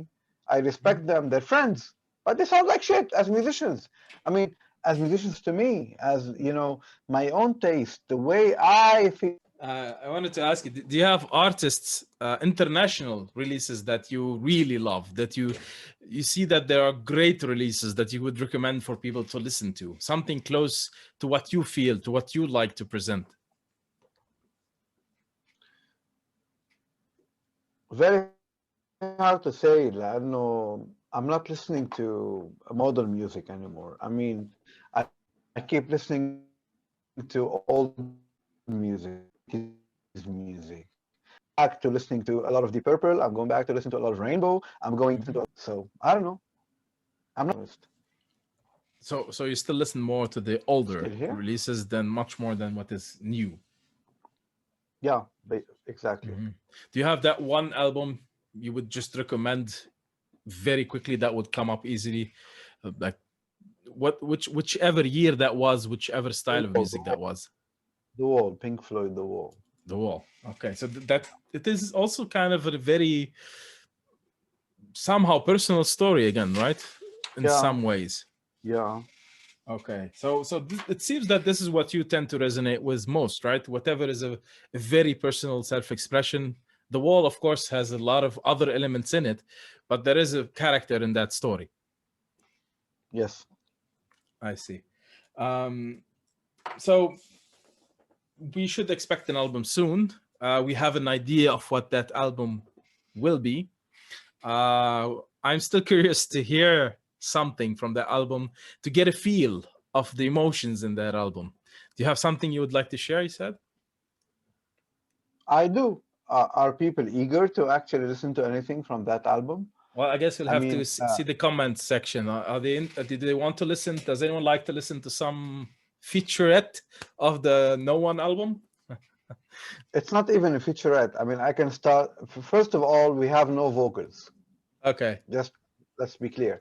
So whatever you're gonna listen to is just maybe me mumbling over the track, but it's only music. And we have I have 3 tracks that I basically feel like I can share with you. One of them is around 13 minutes of music. Another one is 16 fucking minutes of music. And another one is like a very small, introduction, which happens at the grave after the guy kills himself and the 2 people get together. So if your audience, if the audience right now that's stuck, we've been talking for more than 2 hours, if people feel like they would like to, listen to something, I would basically... Yeah, I see yes, I see of course, I see yes, please.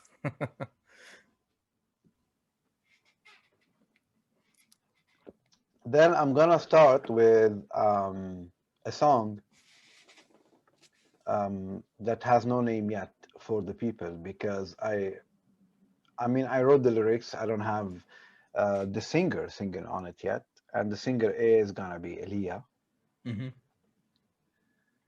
Let's see how we can make this happen.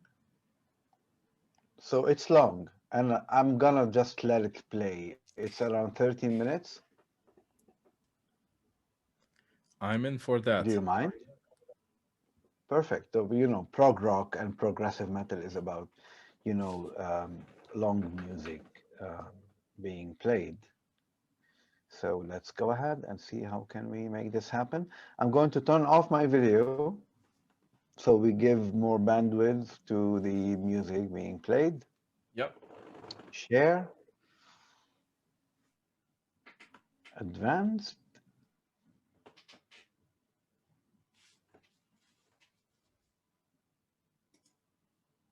I rely on you, Rami, to tell me if it's playing right. So far, I don't hear it. Yes, it's playing. Perfect.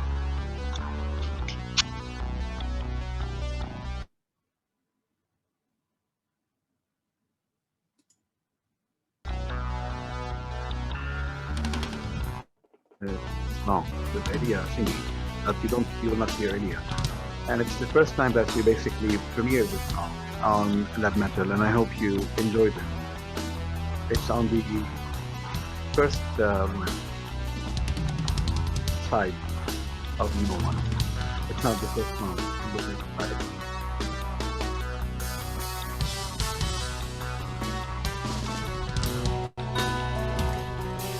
This is Malcolm Inman on drum and Christopher Grindelwald on bass.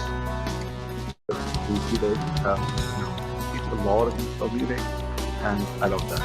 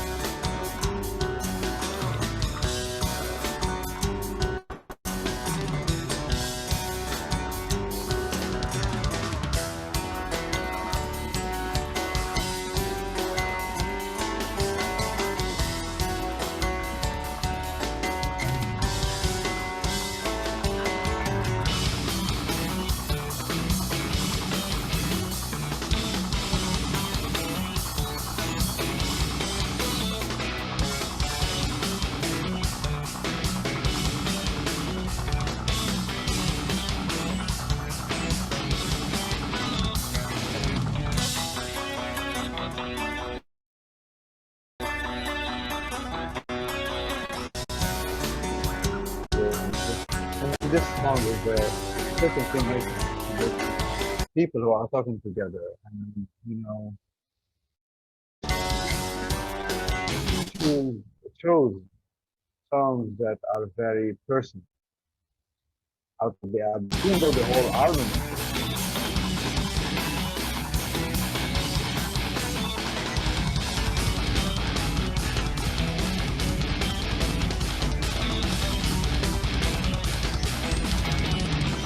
You can see the storytelling.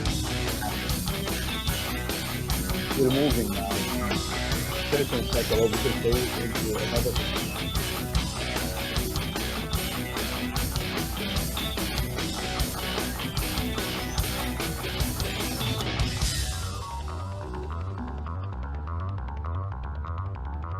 We're not done yet. Another twist is coming.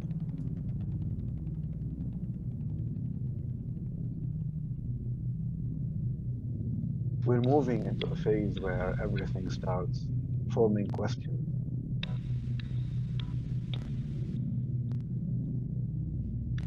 And you feel like, you know, so if someone kills themselves, what is the purpose of being alive?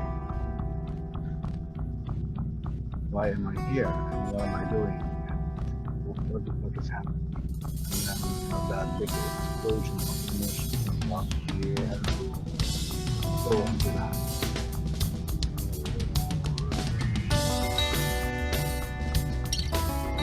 I wish I could add Elia's voice here.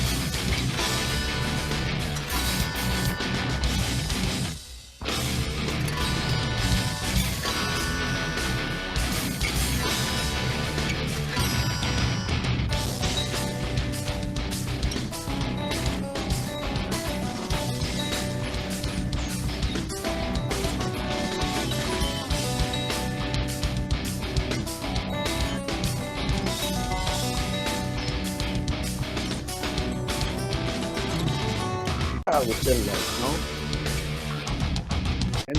In my opinion, the most part of the whole.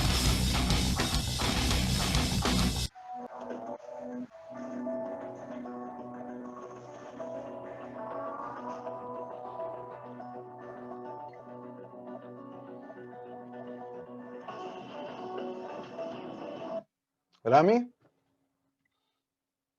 Yep.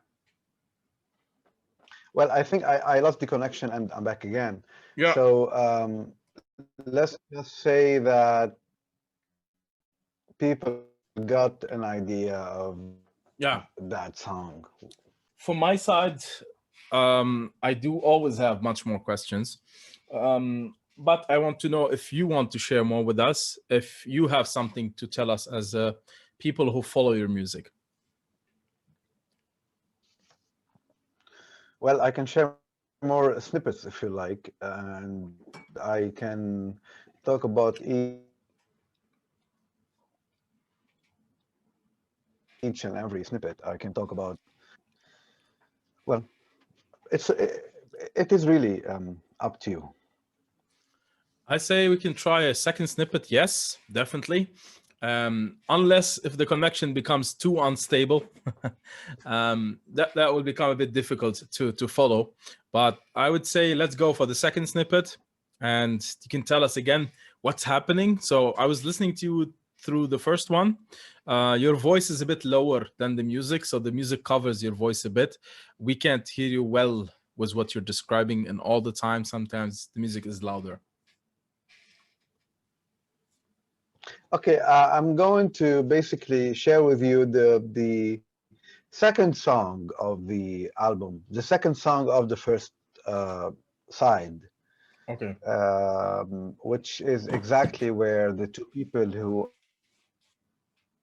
are sitting on that, um, and I'm going to sing the vocal line a bit for you. Okay. To get the vocal melodies, right? Which is gonna be. I didn't hear you, Rami. So I mean, you're gonna give us an idea of the vocal melodies that go along Yeah, the yeah, music. exactly. I'm going to sing the part Okay. with my very bad voice, so it's gonna be torture. But I mean, you can, تتحملوني هذا يقولوا باللبناني. You can live Well, with it. we'd like to hear you sing just to see what's your register, right? Well, I recorded the falsetto for Anneke van Giersbergen. I recorded the falsetto for Amanda Somerville, and I sounded like exactly that. So just just another mouse. Okay. Okay. On the high notes, let's hear it then. Let's try to make this baby work. I'm gonna try my best. Okay, guys, don't judge me. I'm not a vocalist.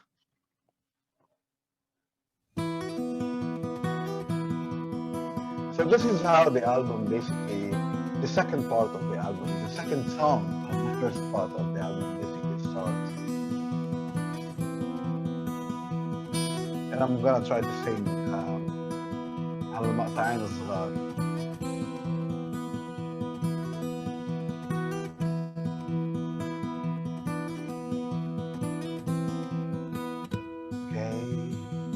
Stars and ends today, right here on his grave. Nothing left to say. I know that you hate him, but he is just a child, frightened by the day, frightened by the night. Hey, I've been here for long. All his song, still I don't belong.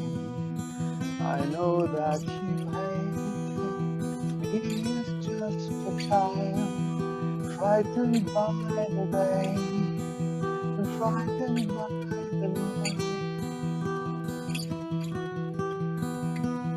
Okay, let's say this is a snippet. I can't really go on singing because it becomes like really high in tonalities and stuff It will like get that, even more that I don't challenging. really understand. Somebody commented that it reminds them of Poetry of Time, Shala Saf. Perfect. Well, Poetry of Time was written by me, so that would be good.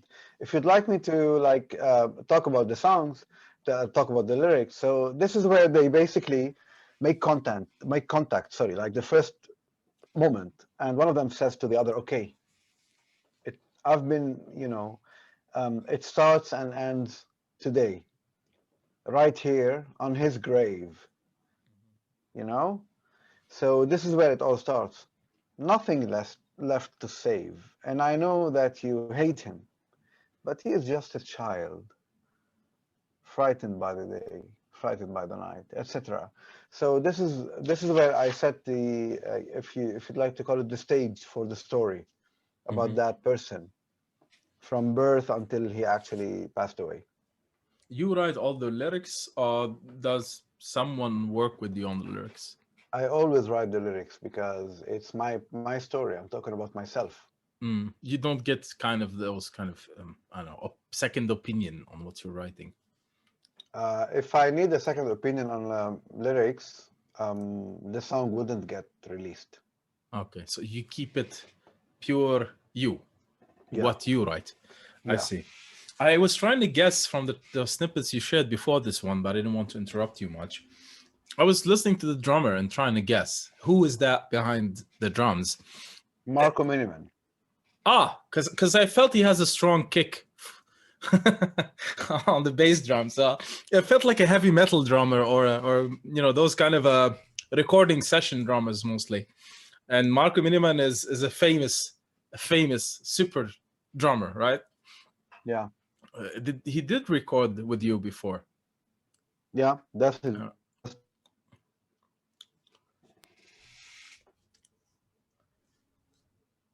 And some other songs we decided not to release. Mm-hmm. But besides you saying that you don't know if you'll release again and if you're going to produce again, it seems you have a lot of unreleased material. I do, yeah. Okay, so I'm not going to say much, but it would be nice if you can,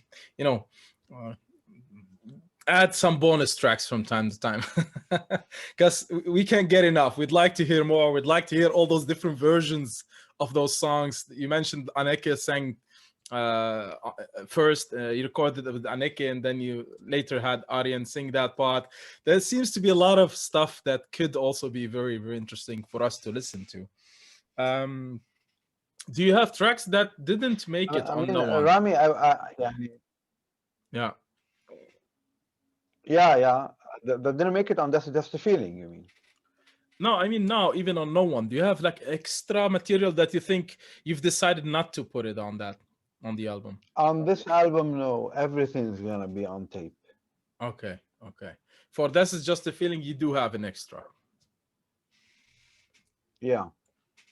Extras with an S. Okay. So one day you might still even at least release the archive. Yeah. Open that treasure box for us. I'll try my best, but I mean, if a song is recorded by another artist and released by another, like, Temporary was originally recorded by Anneke, and then it was recorded with Arjen and it was released.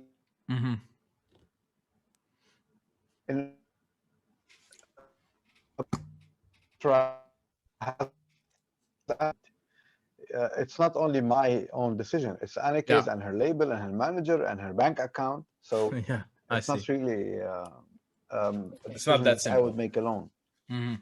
I see. Yeah, exactly. Do you have already some album even art? Though I can go ahead. Even though I can tell you that song basically got the approval to be released even in 2015, and I decided to just keep it as and not release it.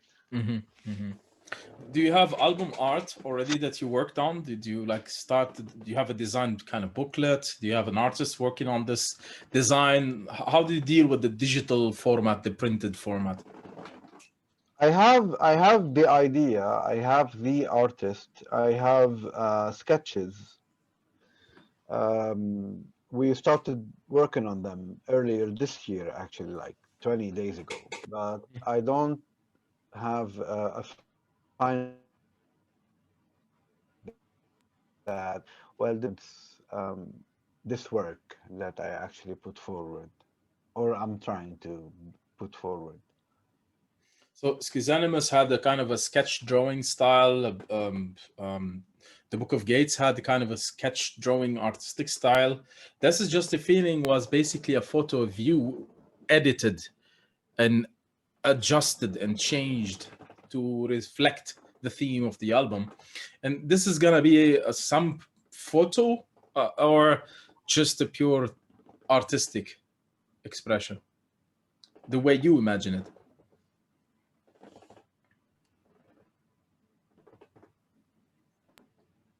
Very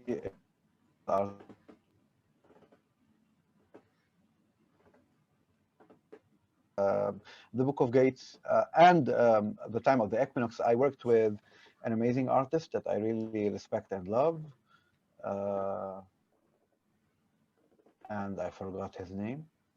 Amazing. I respect and love someone that I basically forgot his name. Happens in the moment. And he basically, what? It happens in the moment when you're trying to remember somebody's name. It just happens. I forgot the name of the person. Yeah. Exactly. And he did an amazing job. However, in That's Just a Feeling, a friend of mine took a photo of me for This Is Just a Feeling, and she promised to make it like, you know, that thing that would express the album. And she managed to do that, and actually done using a phone, Sony, a camera. We didn't have light, we didn't have anything. We just improvised. She used her phone, and then she used her amazing ability to edit photos to come up with this. And I'm really proud of her work. Her name is Raisa, and she basically did something out of the ordinary, in my opinion. So it's just on the talent. It's not just the tools. If she knows how to handle the work, Yeah. she can present something without having the perfect tools, let's say. Yes, yes. Okay, so if you're not gonna directly just jump to releasing an album, you will be sharing from time to time some of the music, some digital art, some lyrics. How will you like give us some cookie crumbles on the way to the album?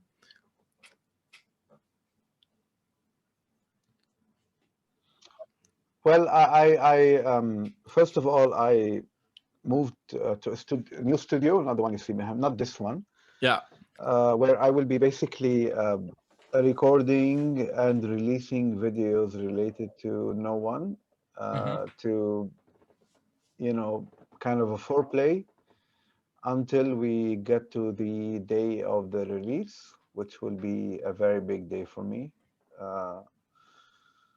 Yeah, well, it's a very emotional, you know, experience, releasing an album, especially when it's directly related to you and who you are. And yeah, well, so you will maybe also I'll try my best to keep you on your toes. You will release some behind the scenes maybe, or some artists recording their part? I didn't hear the question, Rami. So you might release some behind the scenes of the recording. You might release some artists recording their part, maybe on the drums, maybe on the whatever, keyboard, guitar. You will feature some videos of the recording? Definitely.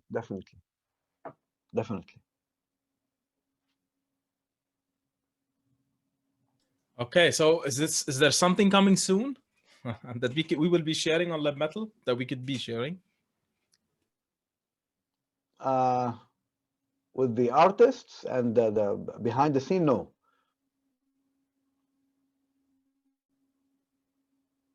Something is coming soon about the album, a teaser that is really, you know, that opens up the appetite to wait for the album, yes. I see. But something about the other artists that are on the album, not really.